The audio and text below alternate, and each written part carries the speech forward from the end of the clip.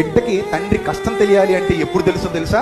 తాను కూడా తండ్రిగా మారి బాధ్యతలు మోస్తున్నప్పుడు చూచాయిగా ఎవరు కనబడతారు? తన తండ్రి కనబడతాడు. అంతవరకు తండ్రి కనబడ్డు. సాయంత్రం నాన్న ఇంటికి వచ్చిన తర్వాత ఏం తెచ్చాడని చూస్తాను తప్ప ఎంత కష్టపడి వచ్చాడో అని అనుకో.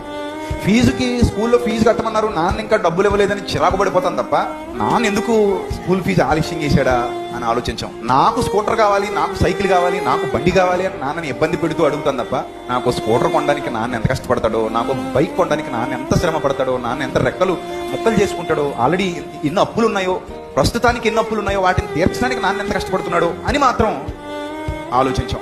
వాళ్ళ నాన్న ఎండలో ఎంత మాడిపోతే నువ్వు ఫ్యాన్ కింద కూర్చొని చదువుకోగలుగుతున్నావో అర్థం కాదు.